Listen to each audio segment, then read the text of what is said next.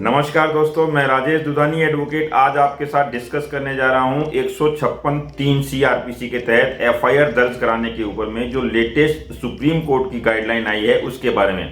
दोस्तों, जनरली ऐसा देखा जाता है कि लोग सिविल डिस्प्यूट के अंदर भी किसी तरह से कंप्लेंट डालने के बाद में मजिस्ट्रेट की कोर्ट में जाके जो है वो 156(3) के तहत में एफआईआर दर्ज करा देते हैं, जो कि एक तरह से एफआईआर का दुरुपयोग माना गया है। दोस्तों, सिविल डिस्प्यूट के अंदर में एफआईआर जो है दर्ज कराने का एक सिलसिला सा चल गया है। इसलिए दोस्तों, सुप्रीम कोर्ट ने अभी एक अपने लेटेस्ट जजमेंट में Babu Venkatesh versus state of Karnataka के केस में एक गाइडलाइन सेट करी है दोस्तों। और उस गाइडलाइन के तहत में अब एफआईआर दर्ज कराने से पहले आपको अगर 156(3) की एप्लीकेशन कोर्ट में लगा रहे हैं तो आपको उस एप्लीकेशन के साथ में एफिडेविट देना बहुत जरूरी है। अब दोस्तों, आप ये सोच रहे होंगे कि एफिडेविट किस बात का।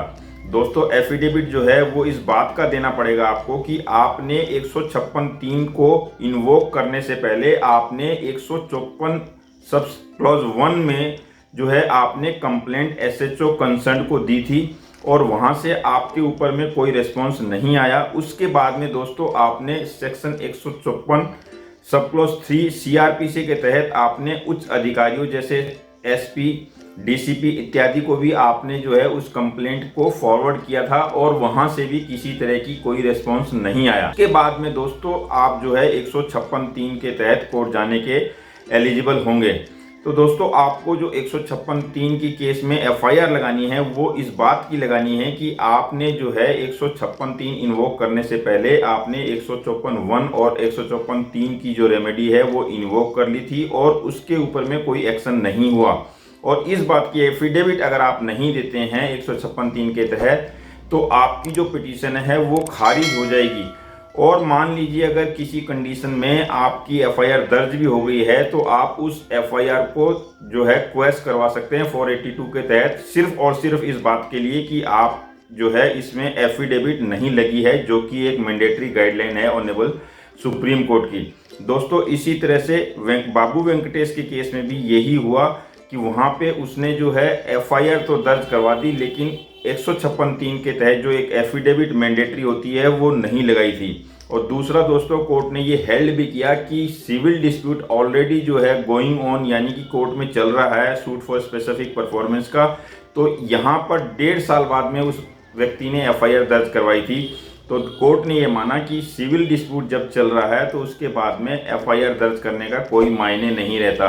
तो दोस्तों, इन दोनों ग्राउंड के ऊपर में कि एक सिविल डिस्प्यूट है और दूसरा आपने एफआईआर के दौरान जो है एफिडेविट नहीं लगाई थी, इसलिए वो केस चलने लायक नहीं है, यानी कि वो एफआईआर मान्य नहीं है।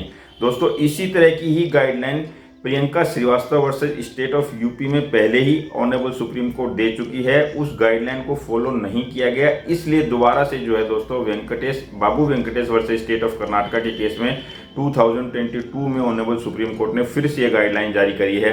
तो अब मेरा ये सुझाव है दोस्तों कि अगर आप 156(3) के तहत मजिस्ट्रेट के पास में एप्लीकेशन दायर करने जा रहे हैं तो कम से कम आप 154(1) और 154(3) की जो है रेमेडी पहले अवेल करें और उसकी रेमेडी को अवेल करने के बाद आप उसकी एक एफिडेविट तैयार करें जो कि 156(3) के साथ लगाएं। अब दोस्तों, मैं इसमें एक चीज़ और आपको बताना चाहूँगा कि मान लीजिए आप 154(1) और 154(3) के तहत कंसर्न अधिकारी के सामने जाके कंप्लेंट देना नहीं चाहते तो आप इस कंप्लेंट को थ्रू स्पीड पोस्ट भी भेज सकते हैं और स्पीड पोस्ट की जो ओरिजिनल रिसीट है वो, उसके साथ जो ट्रैकिंग रिपोर्ट है वो, इन दोनों को लगा के आप एफिडेविट जो है कोर्ट में 156(3) के साथ भी लगा सकते हैं।